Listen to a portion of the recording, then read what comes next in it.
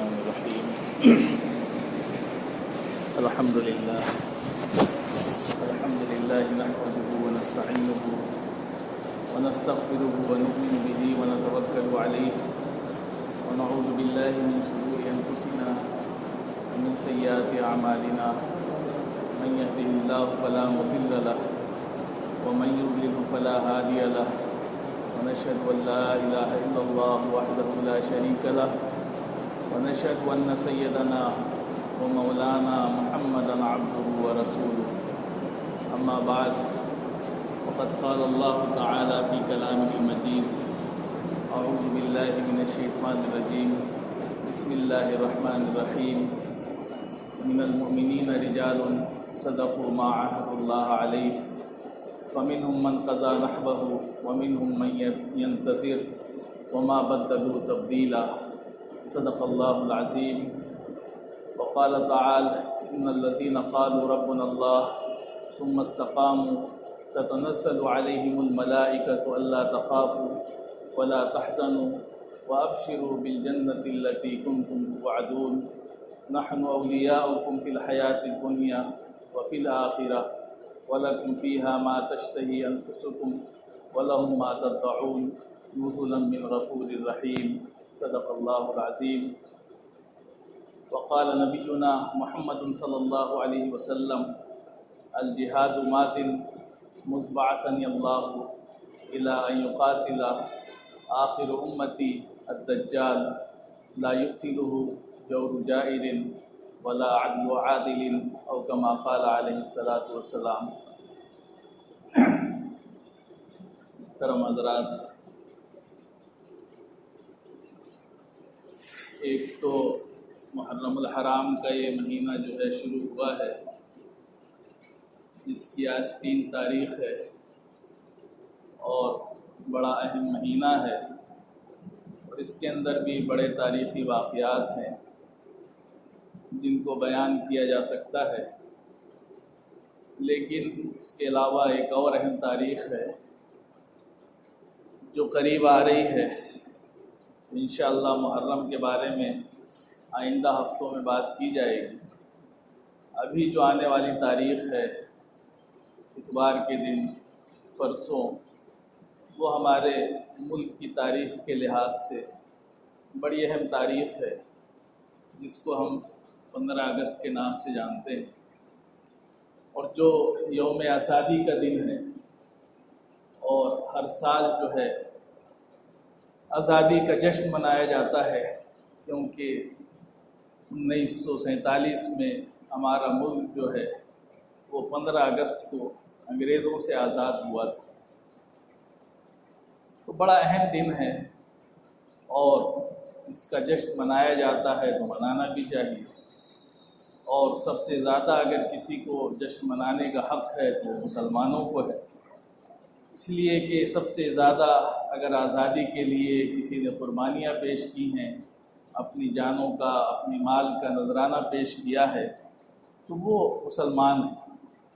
بس افسوس یہ ہے کہ آج غیر تو اس بات کی کوشش میں لگے ہوئے ہیں کہ مسلمانوں کی تاریخ کو مٹا دیا جائے، ان کے جو کارنامے ہیں، ان کی جو پچھلی یادیں ہیں، ان کو ختم کر دیا جائے، اور ایسا بنا کر کے پیش کیا جائے کہ مسلمانوں کا اس ملک میں کچھ نہ تھا نہ ہے، کچھ نہیں۔ لیکن وہ تو کوشش میں لگے ہیں، لیکن جو ہمارے مسلمان نسلیں ہیں، جو مسلمان قوم ہے، وہ بھی اس سے غافل ہے۔ اس سے بھی اگر پوچھا جائے تو اس کو بھی اپنی تاریخ کے بارے میں کچھ بھی نہیں پتہ ہے۔ حالانکہ آپ کو معلوم ہوگا کہ جب انگریز اس ملک میں آئے تھے تو اس وقت مسلمانوں کی حکومت تھی۔ اس ملک میں جب انگریزوں نے قدم رکھا تو مسلمانوں کی حکومت تھی، اور مسلمانوں نے اس ملک میں تقریباً 800 سے لے کے 1000 سال تک حکومت کی۔ تو جب انگریز آئے تھے اس وقت جو آخری مسلمانوں کی حکومت تھی، جو مغل بادشاہ کہلاتے ہیں، ان کی حکومت تھی۔ اس سے پہلے بہت سے مسلمان لودھی اور دوسری قومیں آئیں، انہوں نے حکومتیں کی، لیکن آخر میں جب انگریز آئے تو اس وقت جو حکومت تھی وہ مغل بادشاہوں کی حکومت تھی۔ ان کے زمانے میں یہ آئے ہیں اور اس ملک پر قبضہ کرنا شروع کیا ہے۔ تو جس سے ملک چھینا جائے گا وہی زیادہ لڑے گا، اسی کو تکلیف بھی زیادہ ہو۔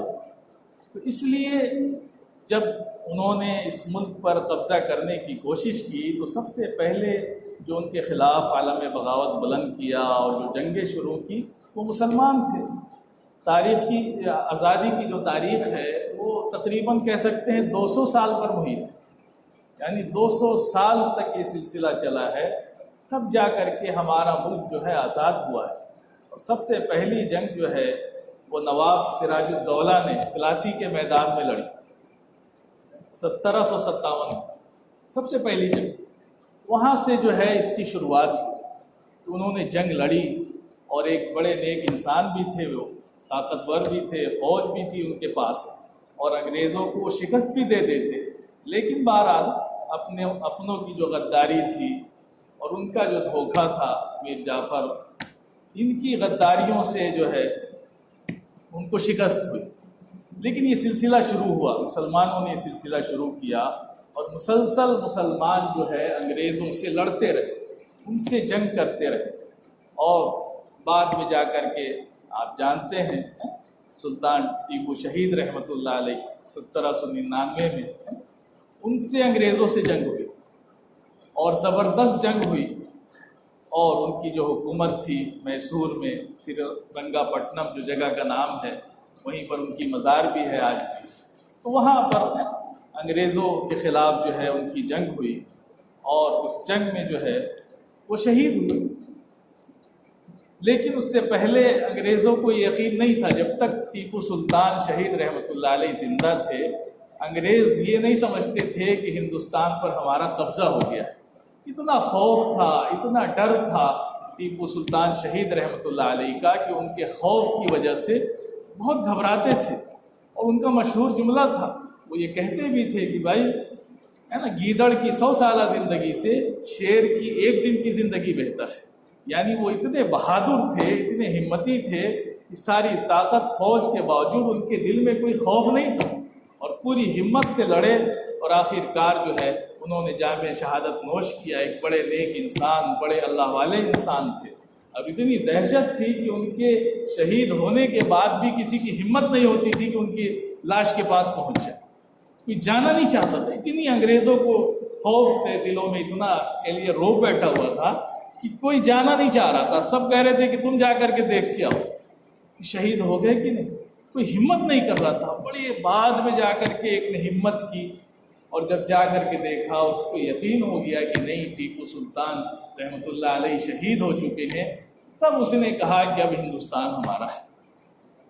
یہ جنگیں ہوئیں، اس کے بعد جو ہے مسلسل مسلمان جو ہے اس کے خلاف لڑتے رہے، جنگیں کرتے رہے، ہمارے علماء جو ہے اس کے خلاف اعلانات کرتے رہے، اور سن 1806 عیسوی میں جو ہے شاہ عبدالعزیز محدث دہلوی رحمۃ اللہ علیہ، جو ایک محدث تھے، حدیث کا درس دیا کرتے تھے دلی کے اندر، لیکن انہوں نے باقاعدہ جو ہے اس زمانے میں انگریزوں کے خلاف فتویٰ دیا جہاد کا، اور کہا کہ یہ انگریز اس ہندوستان پر قابض ہو گئے ہیں، ہمارے ملک پر قابض ہو گئے ہیں، اب ہم غلام ہو گئے ہیں، لہٰذا ان کے خلاف جہاد کیا جائے۔ اور انہوں نے جہاد کا اعلان کیا اس زمانے میں، اور اس کا اثر اتنا ہوا کہ پورے ملک میں، اور خاص طور سے جو علماء تھے وہ کھڑے ہو گئے انگریزوں کے خلاف، اور بڑی جنگیں لڑی علماء نے، بڑی قربانیاں پیش کی ہیں، اتنی قربانیاں پیش کی ہیں کہ ان کی قربانیوں کو گنا نہیں جا سکتا ہے۔ جو انگریز مورخین ہیں، جو ہندو مورخین ہیں، ان کی بھی کتابیں پڑھیں گے آپ تو وہ آپ کو بتائیں گے کہ کتنی قربانیاں پیش کی ہیں۔ صرف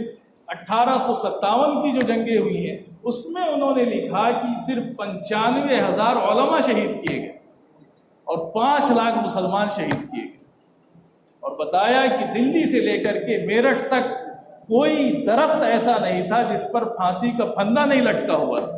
پھانسی کے پھندے انگریزوں نے لٹکا دیے تھے، اور جو بھی ان کو داڑھی ٹوپی والا مل جاتا اس کو لے جا کر کے لٹکا دیتے تھے۔ یہ اتنا ظلم اور کہہ لیجیے بربریت، لیکن اس کے باوجود مسلمانوں نے ہمت نہیں ہاری، مسلسل وہ جنگ کرتے رہے، لڑتے رہے انگریزوں سے، اور ہار نہیں مانی کبھی بھی۔ اسی کے نتیجے میں آپ دیکھیں کہ اتنی تحریکیں پیدا ہوئی، تحریک خلافت ہے یا ریشمی رومال ہے، اس طرح کی بڑی تحریکیں قائم ہوئیں جو انگریزوں کے خلاف تھی، جنگ کے لیے تھی۔ یہ مسلمانوں نے جنگ لڑی۔ بہت بعد میں جو ہے، اب کہہ لیجیے اس کے بعد ایسے حالات پیدا ہوئے جب انگریزوں نے اس ملک کو فتح کر لیا، تو پھر انہوں نے اس بات کی بھی پوری کوشش کی کہ اس پورے ملک کو عیسائی بنا دیا۔ تو ان کی جو جماعتیں تھیں، ان کی جو مشنریاں تھیں، یورپ سے، جرمنی سے، فرانس سے، چاروں طرف سے ان کی جماعتیں آتی تھیں، اور وہ پورے ملک میں اس بات کی محنت شروع کر دی انہوں نے کہ کسی طرح سے اس پورے ملک کو عیسائی بنا دیا جائے، اس کی دعوت شروع کر دی۔ یہ محنت شروع ہو گئی۔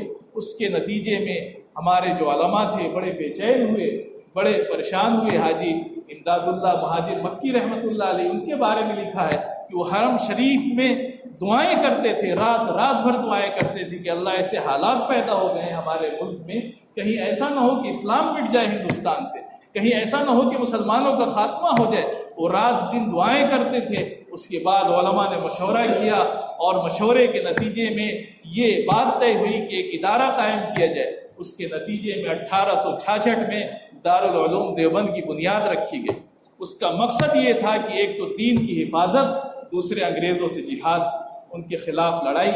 اس مقصد کے لیے وہ ادارہ قائم ہوا، اور وہاں سے جو لوگ پیدا ہوئے، آپ ان کی تاریخ پڑھیں گے کہ جو پہلے شاگرد پیدا ہوئے مولانا محمود الحسن دیوبندی رحمۃ اللہ علیہ، انہوں نے انگریزوں کے خلاف جنگ کی، مالٹا میں جا کر کے قید ہوئے، ہے نا، دیش سے باہر لے جا کر کے ان کو انگریزوں نے جو ہے یورپ میں قید کیا اور قید رہے۔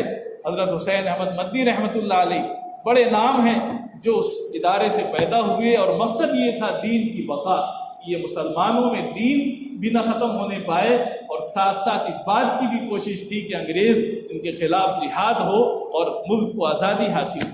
تو ہماری تاریخ ہے، پوری تاریخ ہے، آپ دیکھیں گے کہ مسلمانوں نے پوری لڑائی لڑی اس ملک کو آزاد کرانے کے لیے۔ بعد میں گاندھی جی جو افریقہ میں تھے، وہاں سے پڑھ کر کے آئے، بلسٹر بن کر کے آئے، تو ان کو جو ہے کس نے آگے بڑھایا؟ مسلمانوں نے آگے بڑھایا۔ یہی مولانا محمود الحسن دیوبندی رحمۃ اللہ علیہ تھے جنہوں نے ان کو آگے بڑھایا، کہا کہ آپ بھی آئیے اور ہماری اس تحریک آزادی میں شامل ہو جائیے، اور آپ کو قائد بنایا جائے گا تاکہ جو ہمارے غیر مسلم بھائی ہیں وہ بھی اس آزادی کی لڑائی میں شریک ہو جائیں۔ تو ان کو آگے بڑھایا، اور جمعیت علماء ہند جو اس سے پہلے سے قائم تھی، انہوں نے اپنے خرچے پر گاندھی جی کو پورے ملک میں گھمایا، اور ان کو گاندھی جی کا اور مہاتما کا نام کس نے دیا؟ وہ بھی جو ہے مولانا کہہ لیجیے عبدالحی فرنگی محلی رحمۃ اللہ علیہ، انہوں نے ان کو مہاتما کا نام دیا۔ یہ سارے کام مسلمانوں نے کیے۔ آج تاریخ چونکہ مسلمانوں کو بھی نہیں پتہ ہے، وہ چاہتے بھی نہیں کہ اپنی تاریخ پڑھیں کہ ہم نے اس ملک کو آزاد کرانے میں کتنی قربانیاں پیش کی ہیں، کتنا اہم رول ادا کیا ہے، کوئی پڑھنا نہیں چاہتا ہے۔ جب معلوم نہیں ہے تو اس کے نتیجے میں وہ احساس کمتری میں چلا جاتا ہے، وہ دب جاتا ہے، اور غیر جو ہے سر اٹھا کر کے جو ہے سینہ تان کر کے باتیں کرتے ہیں۔ حالانکہ تاریخ پڑھیں گے تو آپ کو پتہ چلے گا کہ جو کالے پانی کی سزا تھی اس میں اکثریت مسلمانوں کی ہے۔ جب تاریخ پڑھیں گے کہ مسلمانوں کو جب انڈمان نکوبار وہاں پر جو کالے پانی کی سزا دی گئی، وہاں اکثر جو قیدی تھے مسلمان تھے، بہت کم نام ملیں گے آپ کو غیر مسلموں کے، اور اس میں ایسی سزائیں دی جاتی تھیں، اتنی دردناک انگریزوں کی طرف سے مسلمانوں کو سزائیں دی جاتی تھیں جس کا تصور نہیں کر سکتے ہیں۔ اور اسی میں آپ کے اس ملک کے بڑے مشہور صاحب ہیں ساورکر، جن کے کہہ لیجیے آئیڈیالوجی کو ماننے والے لوگ آج حکومت میں ہیں، اور ان کے ماننے والے آج کل اقتدار میں ہیں، وہ بھی اس جیل میں بھیجے گئے تھے۔ لیکن جب انہوں نے دیکھا، وہاں کی سزائیں دیکھی، مسلمانوں کی تکلیفیں دیکھی، تو ان کی ہمت جواب دے گئی۔ آج لوگ ان کو کہتے ہیں ویر ساورکر۔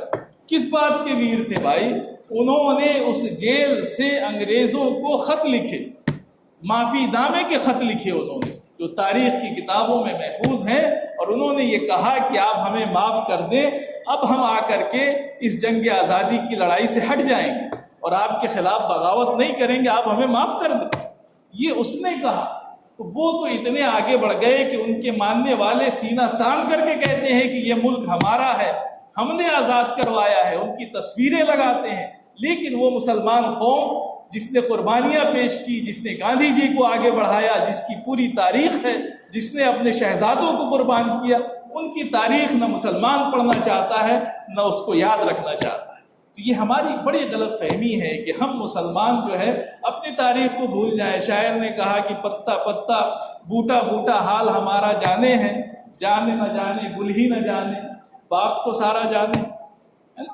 کہ جو اس باغ میں گل یعنی پھول پیدا ہوا اس کو تو پتہ ہی نہیں ہے کہ باغ کی تاریخ کیا ہے، باقی اس باغ کا تو ہر پتا بوٹا ہر انسان جانتا ہے، سب کو پتہ ہے۔ ہماری تاریخ انگریزوں سے پوچھ لیجئے، ان کی لائبریریوں میں کتابیں محفوظ ہیں، انگریز مورخین نے لکھا، غیر مسلم مورخین نے لکھا، لیکن کوئی اس کو دیکھنے والا، پڑھنے والا، اس کو آگے بڑھانے والا، سوشل میڈیا پہ لوگوں کو بتانے والا کوئی نہیں ہے۔ بس دوسروں کی سنی سنائی باتیں، تھوڑی سی ادھر ادھر کی چیزیں، اور پست ہے مسلمان۔ نہیں بھائی، یہ ملک ہمارا ہے، یہ ہندوستان ہمارا ہے، اس ملک کو سب کچھ ہم نے دیا ہے۔ یہ جو ہمارے باہر کے بادشاہ آئے اس سے پہلے اس ملک میں کیا تھا؟ کچھ نہیں تھا۔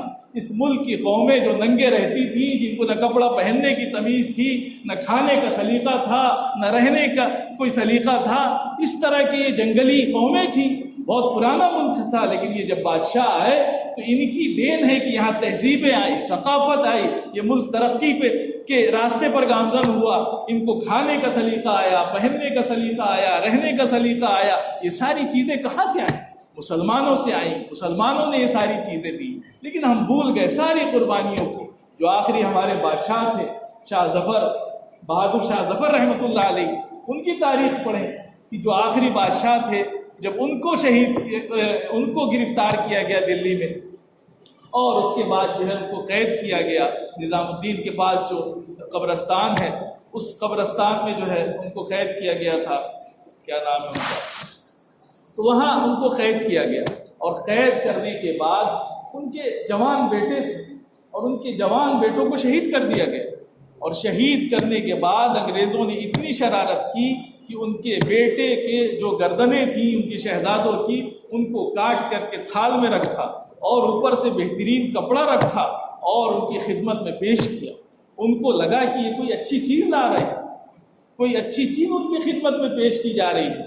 لیکن جب انہوں نے اس کپڑے کو ہٹایا تو اس میں کیا تھا؟ اس میں ان کے شہزادوں کی گردنیں تھیں، خون سے لت پت تھی۔ تو بہادر شاہ ظفر یقیناً بہادر تھے، اور اتنے بہادر تھے کہ اپنے بیٹوں کا سر دیکھ کر کے روئے نہیں، ان کی گردن جھکی نہیں غم سے، انہوں نے کوئی ماتم نہیں کیا، بلکہ بڑا سینہ چوڑا کر کے کہا کہ ہاں یہ تیموری شہزادے ہیں جو سرخ روح ہو کر کے آئے ہیں، گردن جھکا کر کے نہیں آئے ہیں، یہ سرخ روح ہو کر کے آئے ہیں، اور آج بھی یہ کہہ رہے ہیں کہ ہاں ہم گردن کٹا سکتے ہیں لیکن انگریزوں کے سامنے گردن جھکا نہیں سکتے ہیں۔ مجھے فخر ہے اپنے بیٹوں پر کہ انہوں نے انگریزوں کی غلامی نہیں قبول کی اور گردن کٹانا قبول کیا۔ اس کے بعد ان کو جو ہے جلا وطن کر دیا گیا، رنگون بھیج دیا گیا، برما میں بھیج دیا گیا، اور وہیں پر ان کا انتقال ہوا، جس کا انہوں نے افسوس کیا اپنی آخری غزل میں کہ لگتا نہیں دل اجڑے دیار میں۔ وہاں ان کی قبر ہے، انہوں نے اس کا رونا رویا کہ 2 گز زمین بھی نہ مل سکی، ہے نا، دیار میں اپنے یعنی اپنے وطن میں۔ تو یہ ہمارے اسلاف تھے، یہ ہمارے لوگ تھے جنہوں نے کیسی قربانیاں پیش کی ہیں، ان قربانیوں کا اندازہ نہیں۔ تو میرے بھائی، یہ جو تاریخیں آتی ہیں، 15 اگست کی تاریخ جو آئی ہے ہمارے سامنے، یہ ہمیں یاد دلاتی ہے کہ ہم اپنے جو اسلاف ہیں، جو ہمارے پہلے گزر چکے ہیں لوگ، ان کے کارناموں کو پڑھیں، ان کو یاد کریں، یہ ہمارے سامنے ہوں، اور دنیا کو یہ بتائیں کہ اس ملک پر اگر سب سے زیادہ کسی کا حق ہے تو وہ مسلمانوں کا حق ہے۔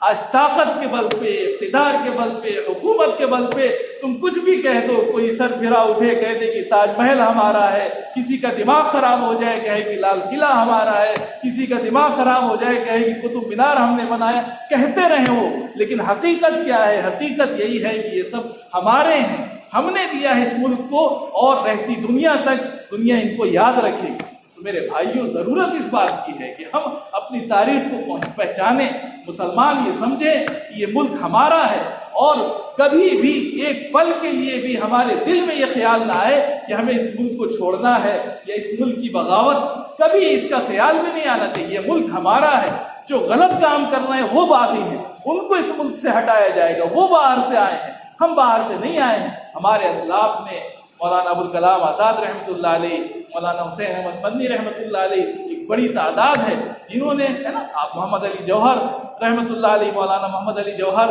جو مولانا نہیں تھے لیکن اتنی قربانیاں پیش کی کہ لوگوں نے ان کے نام کے آگے مولانا لگا دیا. وہ بیرسٹر تھے، لندن سے پڑھ کے آئے تھے، لیکن انہوں نے جنگ آزادی میں ایسا رول ادا کیا کہ لوگ ان کو بھی کہنے لگے مولانا محمد علی جوہر، اتنے مشہور ہو گئے. اور جا کر کے انہوں نے لندن میں کانفرنس میں یہ بات کہی کہ یا تو مجھے آزادی دے دو یا 2 گز زمین دے دو، میں یہیں دفن ہو جاؤں گا لیکن آزادی کا پروانہ لیے بغیر ہندوستان نہیں جاؤں گا. اور نہیں آئے وہ. ان کی قبر جو ہے فلسطین میں ہے، بیت المقدس میں ہے. اللہ نے ان کو مقدر کیا وہاں جا کر کے وہ دفن ہوئے. میرے بھائیوں، بڑی قربانیاں ہیں. ہمارے علماء نے اس بات کو ایک پل کے لیے پسند نہیں کیا کہ ہم اس ملک کو چھوڑ کر کے جب ہندوستان آزاد ہوا اور بٹوارا ہوا تو ہم پاکستان جائیں. نہیں، ہمارے علماء نے اس کو گوارا نہیں کیا. مولانا ابوالکلام آزاد رحمۃ اللہ علیہ کی تقریریں آپ پڑھیں، وہ بھی مجاہدین آزادی میں سے ہے. 15 سال انہوں نے جیل میں کاٹے ہیں. ان کے اخبار، ان کی تحریریں ایسی ہوتی تھی کہ ان کو پڑھ کر کے آزادی کی ایک آگ لگ جاتی تھی. انگریزوں نے اس کو بند کروایا، البلاغ، الہلال، ان کے پرچے نکلتے تھے، اس کو بند کروایا. نہیں مانے، ان کو جیل میں بند کر دیا. 15 سال احمد نگر کی جیل میں انہوں نے گزارے. لیکن میرے بھائیوں، یہ علماء تھے ہمارے، یہ ہمارے مسلمان بھائی تھے جنہوں نے سب کچھ گوارا کیا، ساری قربانیاں پیش کر کے اس ملک کو آزاد کرایا. اور جب آزاد ہونے لگا تو انگریزوں نے چال چلی اور کچھ لوگوں نے یہ کوشش کی کہ ملک کا بٹوارا ہو جائے، ہندو الگ ہو جائیں، مسلمان الگ ہو جائیں. لیکن جو ہمارے سمجھدار علماء تھے انہوں نے اس بات کو گوارا نہیں کیا. اور مولانا ابوالکلام آزاد رحمۃ اللہ علیہ نے دلی کی جامع مسجد سے اس بات کا اعلان کیا. ان کی تاریخی تقریریں محفوظ ہیں. انہوں نے چلا چلا کر کے کہا کہ اے مسلمانوں، تمہیں کیا ہو گیا؟ کہاں جا رہے ہو تم؟ یہ تمہاری مسجدیں، یہ تمہارے آباء و اجداد کی قبریں، یہ تمہارے مدرسے، یہ تمہیں پکار رہے ہیں. ان کو چھوڑ کر کے کس کے حوالے کر کے جاؤ گے تم؟ کون دیکھے گا ان مسجدوں کو؟ کہاں جا رہے ہو؟ یہیں رہنا ہے، اسی ملک میں رہنا ہے، اسی میں مرنا ہے، اسی میں جینا ہے. یہ آواز لگائی انہوں نے. اس کا نتیجہ یہ ہے کہ آج کروڑوں کی تعداد میں اس ملک میں، ہندوستان میں مسلمان ہیں اور ہمیشہ رہیں گے. انشاءاللہ ہمیشہ رہیں گے. یہ اللہ کا فیصلہ ہے. قیامت تک اس ملک میں مسلمان رہیں گے. اب ہمیں یہ سمجھنا ہے کہ کیسے رہ سکتے ہیں. ہمیں اپنے آپ کو باقی رکھنے کے لیے کچھ کرنا پڑے گا. ہمیں اپنی تاریخ کو یاد رکھنا پڑے گا اور ہمیں وہ جد و جہد، وہ محنت، وہ کوشش جو ہمارے اسلاف کر کے گئے ہیں اس ملک کو آزاد کرانے کے لیے، اس آزادی کو آگے بڑھانے کے لیے کہ آج اگر ایسے لوگ اس ملک میں پیدا ہو گئے جو ہماری آزادی سے چھیڑ چھاڑ کر رہے ہیں، ہماری آزادی کو نقصان پہنچا رہے ہیں، تو ہر ایمان والے کی ذمہ داری ہے کہ ان کے خلاف کھڑا ہو. اور کھڑے ہونے کا مطلب یہ نہیں کہ جہاد کرنا، جنگ کرنا، نہیں، بلکہ ان کی مخالفت میں، ان کی چیزوں کی کاٹ میں اور اس انصاف کے تقاضے کے لیے ہر ایمان والے کو جتنا ہو سکتا ہے، جتنی اس کے پاس طاقت ہے، صلاحیت ہے، قوت ہے، قلم کی یا کہہ لیجیے جس چیز کی بھی طاقت ہے اس کو استعمال کرے اور یہ بتائے کہ نہیں، یہ ملک ہمارا تھا، ہمارا ہے، ہمارا رہے گا. ساری دنیا کی طاقت ہے اگر چاہے کہ مسلمان ہندوستان سے ہٹ جائے، نکل جائے، ایک پل کے لیے بھی ایسا ہو نہیں سکتا. ہم یہیں کے تھے، یہیں کے رہیں گے، اسی مٹی میں دفن ہوں گے. اللہ نے ہمارے لیے اس ملک کو مقدر بنایا ہے، ہمیں یہاں پیدا کیا ہے. یہاں ہماری مسجدیں ہیں، ہمارے مدرسے ہیں، ہماری خانقاہیں ہیں، ہماری بزرگوں کی قبریں ہیں، ساری چیزیں ہماری یہاں پر ہیں. ہم ان کو چھوڑ کر کے کہیں جا نہیں سکتے. اب ہمیں اس کی کوشش کرنی ہے کہ جو غلط کام ہو رہے ہیں ان کو روکنا ہے، اس کے خلاف جہاد کرنا ہے، اس کے خلاف محنت کرنی ہے، اس کے خلاف کوشش کرنی ہے کہ یہ ملک ہمارا ہے. جیسے تمہیں انصاف ملتا ہے ہمیں بھی انصاف ملنا چاہیے، جیسے تمہیں سہولتیں ملتی ہیں ویسے ہی ہمیں بھی ملنی چاہیے. ہم کیوں پیچھے رہیں گے؟ کیا ہم نے کوئی اس ملک سے غداری کی ہے؟ نہیں. آپ جب بھی تاریخ پڑھیں گے، کارگل کی جنگ ہو، جو بھی جنگ ہو، مسلمان آگے رہا. ہمارا جو ضلع ہے غازی پور، وہاں کے لوگ بڑے فوج میں ہیں اور کارگل کی جنگ چونکہ ہمارے سامنے ہوئی تو ہم نے اتنی بڑی تعداد میں دیکھا کہ روزانہ ہمارا جو علاقہ تھا مسلمانوں کا، روزانہ ایک ایک لاشیں آ رہی ہیں مسلمانوں. وہ کس کی لاشیں تھیں؟ مسلمانوں کی لاشیں تھیں جو کارگل کے جنگ میں شہید ہوئے۔ تو میرے بھائیوں، مسلمان نہ کبھی پیچھے ہٹا ہے اس ملک کے لیے قربانی دینے کے لیے، نہ پیچھے ہٹے گا۔ اللہ تبارک و تعالیٰ سے دعا کریں کہ اللہ تعالیٰ اس ملک کی حفاظت کرے، اور جو باطل طاقتیں آ گئی ہیں ان سے